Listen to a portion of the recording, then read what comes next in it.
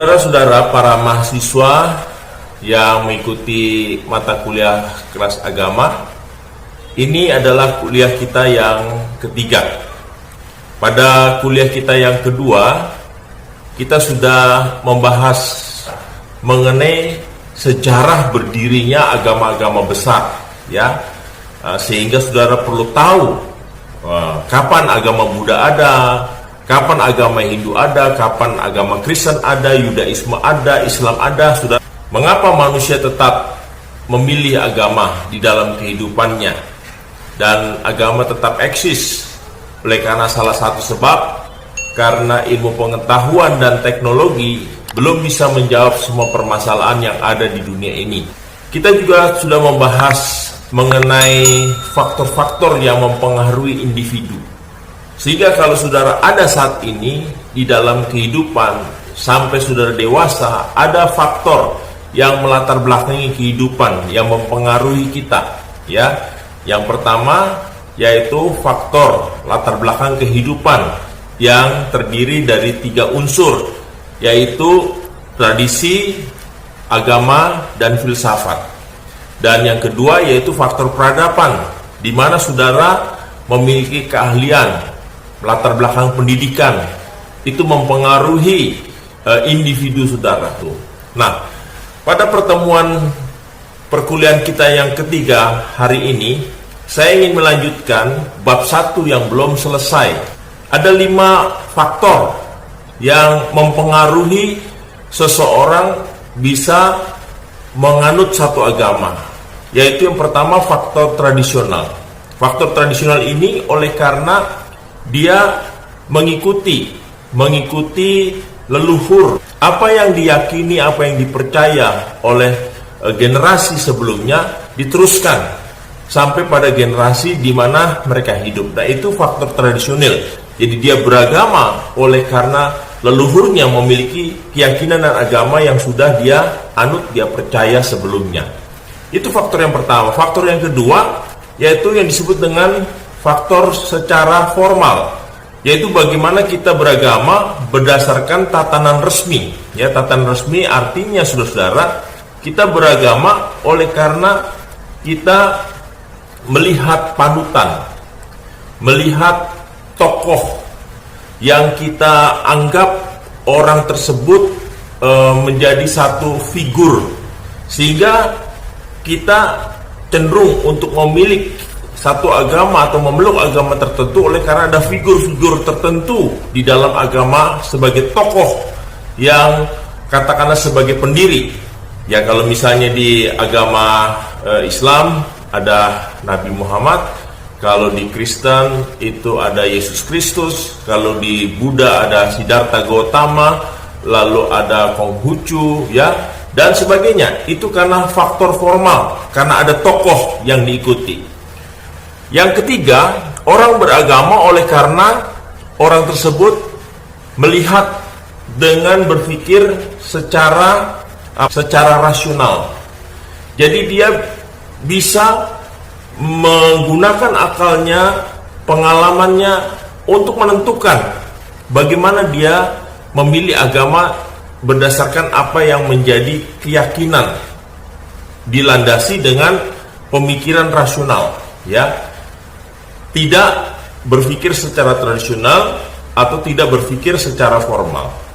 Dan yang keempat, orang beragama oleh karena dia meyakini akan wahyu, menuliskan wahyu tersebut di dalam kitab suci. Dan yang terakhir, orang beragama oleh karena orang tersebut dia meyakini secara proporsional. Artinya secara proporsional dia melihat, ya, dari segi intelektual, dia melihat dari segi spiritual, dan dia juga melihat dari segi karakter, ya, atau hati nurani. Nah, jadi kelima unsur ini yang menyebabkan satu pribadi atau seseorang untuk menentukan dia memilih agama yang diyakininya. Bagaimana seseorang dia menentukan di dalam kehidupan untuk beragama, saya ingin terlebih dahulu melanjutkan bagian ini, yaitu menjelaskan bahwa di dunia ini saat ini jumlah menurut catatan yang ada di dalam The World Fact Book, yaitu bahwa orang yang menganut agama kurang lebih ada sekitar 7 miliar. Saudara bisa melihat rincian agama-agama yang ada di dunia ini yang dikategorikan agama besar, dari sekitar 7 miliar manusia yang ada di dunia ini terbagi menjadi beberapa pemeluk agama. Yang pertama yaitu agama Kristen, itu mencapai 31,50%. Ini data memang sudah lama tetapi masih bisa dipakai, saudara. Di seluruh dunia populasinya Kristen itu ada Kristen Katolik 16%, Protestan 6%, Ortodok 3%, Anglikan 1,26%. Jadi di dalam kekristenan sendiri itu diakumulasi ada 31,50% yang terdiri dari beberapa aliran. Begitu pula saudara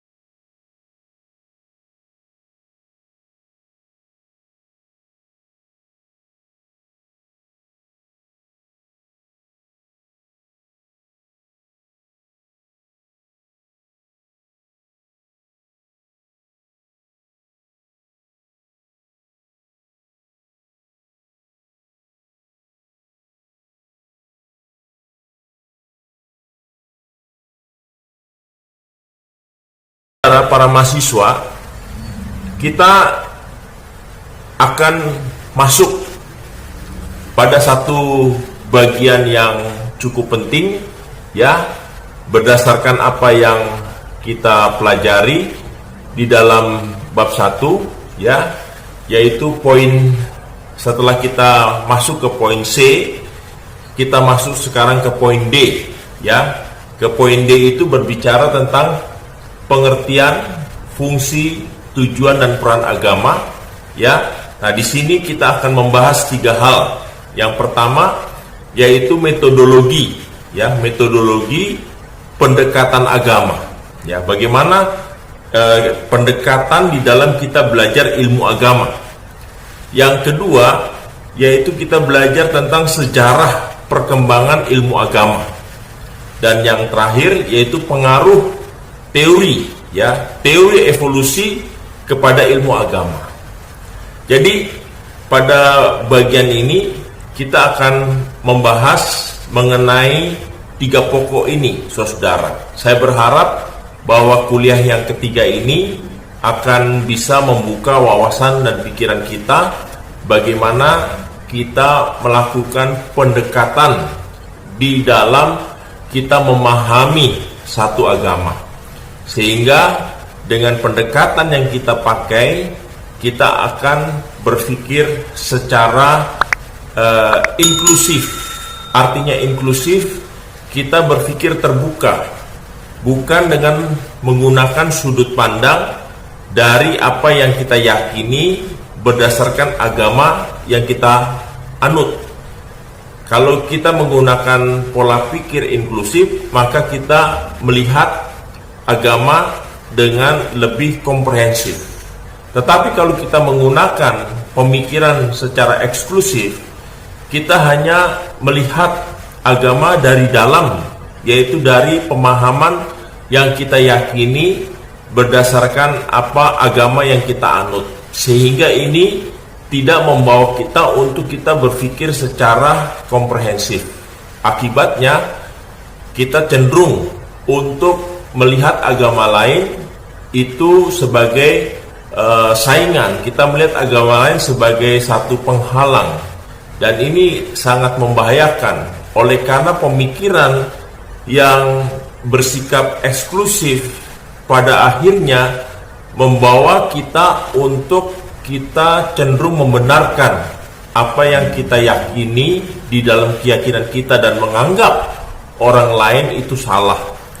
Nah, saudara yang dikasihi Tuhan, di dalam dunia ini ada dua pola pikir. Pola pikir yang pertama yaitu pola pikir yang saya sebut dengan pola pikir Yunani. Pola pikir Yunani, bagaimana seseorang bisa menerima satu kebenaran itu dimulai dengan orang tersebut, yaitu dia dengan melihat. Ketika dia melihat dengan panca inderanya, lalu dia berusaha untuk menerima dengan logikanya, dengan pikirannya, dan setelah itu dia membuktikan. Ketika dia melihat, lalu dia menerima dengan logikanya, dan dia akhirnya membuktikan, dan setelah dibuktikan itu benar, maka pada akhirnya dia percaya. Itu pola pikir orang Yunani. Sedangkan pola pikir yang lain yang ada di dunia ini yaitu pola pikir Yahudi. Nah, bagaimana pola pikir orang Yahudi? Pola pikir orang Yahudi yaitu bagaimana dia melihat dengan panca inderanya. Setelah itu, setelah dia melihat, dia merasakan, ya, merasakan. Ketika dia merasakan apa yang dia lihat dengan panca inderanya, dengan meraba, dengan menyentuh, atau dengan dia menggunakan panca inderanya, lalu dia mulai berpikir. Ketika dia meraba, menyentuh, lalu dia berpikir dan dia menyimpulkan. Ketika disimpulkan itu benar, baru dia percaya. Jadi dunia ini ada dua pola pikir, pola pikir Yunani dan pola pikir Yahudi. Nah, sekarang kita masuk untuk coba memahami metodologi di dalam pendekatan ilmu agama, ya, metodologi di dalam kita melakukan pendekatan dalam ilmu agama. Saudara, metode teologi agama, ya, menurut W. James, seorang ahli jiwa agama, ya, di Amerika, berpendapat bahwa ilmu agama menggunakan metode induktif. Artinya menyimpulkan dari sejumlah hal yang terbatas, yang sama jenisnya, yang telah diselidikinya secara metodis, suatu ketentuan umum yang berlaku untuk semua hal yang sama jenisnya. Sedangkan teologi atau ilmu yang mempelajari tentang agama bertolak dari satu a priori agamani yang menarik daripada bermacam-macam dalil, ya. Jadi satu pendekatan yang berbeda antara ilmu agama dengan pendekatan teologi. Kalau saya dapat katakan bahwa pendekatan ilmu agama menggunakan pendekatan induktif, sedangkan teologi menggunakan pendekatan secara eksklusif seperti di awal yang saya telah sampaikan. Nah, selanjutnya, saudara, bahwa ilmu agama memberi anggapan umum. Contoh, bahwa agama Buddha, Kristen, dan Islam adalah agama-agama mission atau sending, atau agama dakwah, atau agama syiar. Barulah memberi tanggapan ini sesudah diperiksanya kitab-kitab suci agama dunia ini. Ya, jadi agama Buddha, agama Kristen, agama Islam itu agama mission atau sending, atau agama dakwah, atau agama syiar. Ya, ini baru ada tanggapan sesudah diperiksa dari kitab-kitab suci yang agama yang ada di dalam agama ketiga tersebut. Lalu saudara-saudara, ya, metode analitis atau deskriptif, ya, artinya ilmu agama mengumpulkan, menyusun, melukiskan, menguraikan dan mempertalikan gejala-gejala agama ini menjadi satu keseluruhan. Sedangkan teologi ya mempunyai corak normatif. Teologi memberi norma yang ditetapkannya tidaklah ia peroleh seperti dalam hal filsafat ya dari akal budi, tetapi dari pernyataan atau revelation. Jadi saudara, teologi atau ilmu mengenai pemahaman agama itu berbeda dengan filsafat.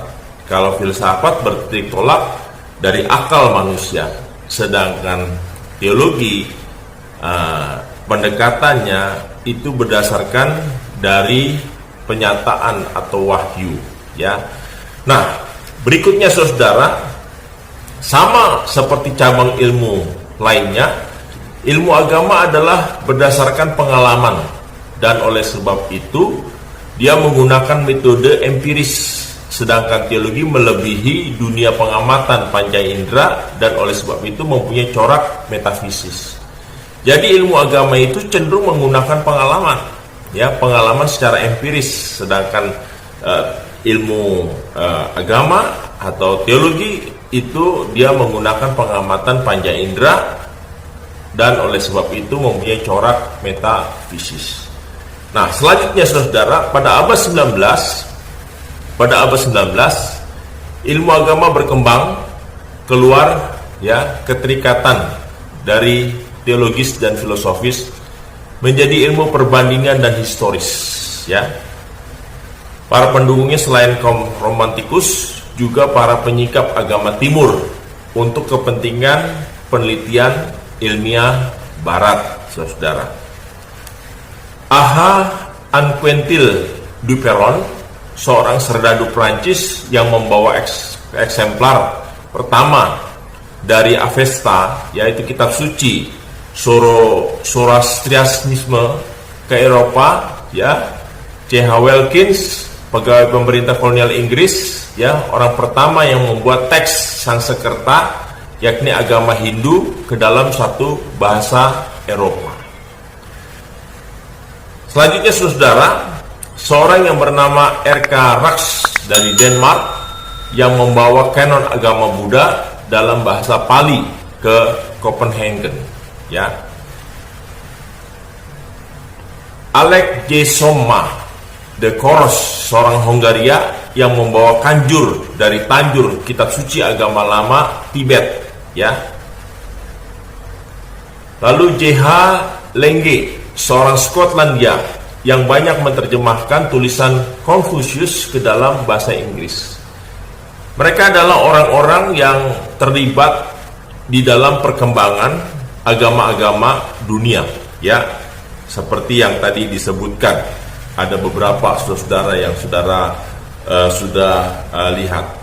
Nah, selanjutnya saudara, G.F. Grotefeld, seorang Jerman, tahun 1802 menyingkapkan arti tulisan paku Persia, ya. Jadi ini para ahli bagaimana mereka coba mempelajari sejarah perkembangan ilmu agama, ya. Jadi agama itu juga ada sejarah, ya, perkembangan ilmu agama. J.F. Champollion, seorang Prancis, tahun 1822 menyingkapkan arti hieroglif Mesir sehingga dimungkinkan penelitian modern mengenai agama-agama Timur Tengah, ya. Mereka adalah tokoh-tokoh yang membaktikan atau mengabdikan hidupnya untuk meneliti agama-agama yang ada di dunia ini, saudara. Ya, saya perlu menjelaskan sedikit mengenai sejarah tentang ilmu agama sehingga kita bisa menghargai, ya, kalau sampai saat ini agama yang kita kenal sudah sedemikian berkembang oleh karena ada beberapa orang yang hidup di abad sebelumnya yang begitu peduli untuk mereka mencoba, ya, memahami mengenai sejarah dengan mempelajari dasar-dasar peninggalan-peninggalan dari agama-agama yang ada di dunia ini. Nanti pada bagian selanjutnya saya akan menjelaskan kepada saudara mengenai sejarah berdirinya agama-agama besar, sehingga saudara perlu tahu kapan agama Buddha ada, kapan agama Hindu ada, kapan agama Kristen ada, Yudaisme ada, Islam ada. Saudara kita akan pelajari akan hal itu, sehingga pemahaman kita akan lebih luas, lebih komprehensif, secara inklusif, tidak eksklusif, seperti yang saya jelaskan di awal apa yang saudara dengar di dalam perkuliahan ini. Ada seorang yang bernama F.R. M. Muller, seorang Jerman. Sejak tahun 1850 sebagai guru besar di Universitas Oxford, Inggris, beliau dikenal dengan sebutan pribadi yang terbesar dari sejarah agama. Sumbangsihnya di dalam kehidupannya, dia menulis mengenai komparatif religion dan menerbitkan ke-50 jilid Secret Book of the East, rahasia buku di timur, itu dia begitu sangat luar biasa karyanya. Itu F.R. M. Muller.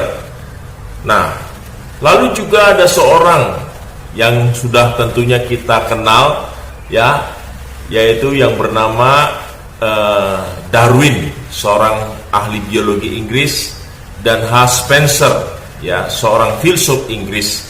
Selama berabad-abad teori evolusi dikembangkan oleh mereka.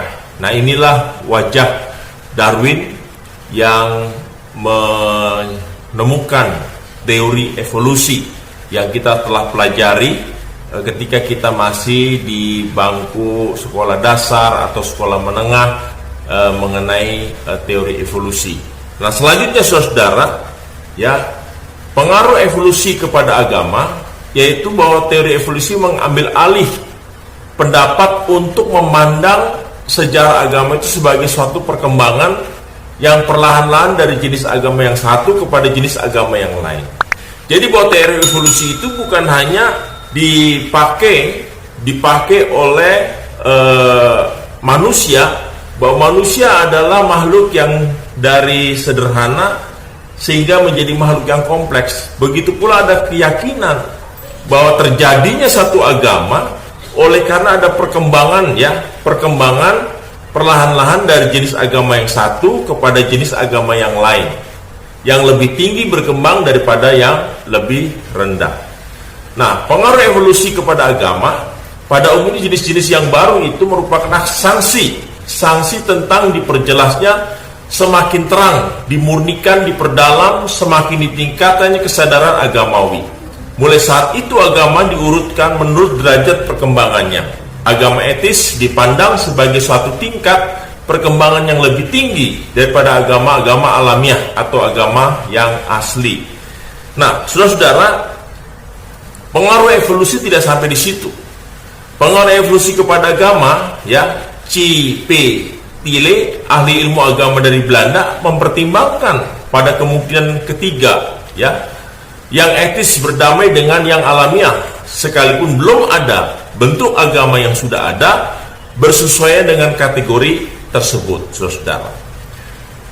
Nah, ilmu agama tidak menempatkan suatu agama di atas agama lain, tetapi membiarkan ahli-ahlinya sungguh-sungguh bebas dalam melakukan pilihan pribadinya. Itu menurut J. Watts.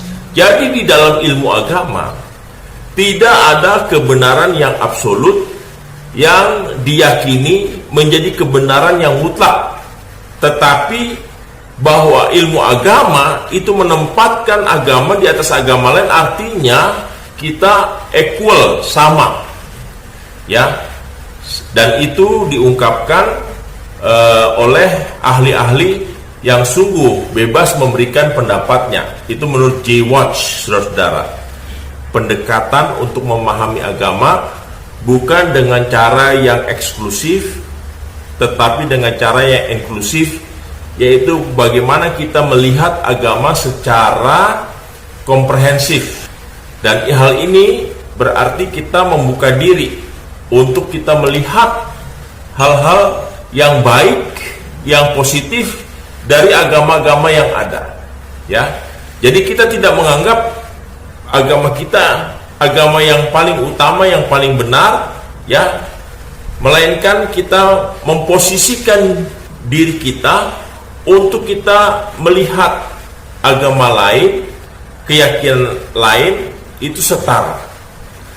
Masalah saudara memilih satu agama tertentu sehingga saudara meyakini bahwa agama yang saudara pilih itu adalah yang paling benar, itu adalah keyakinan pribadi.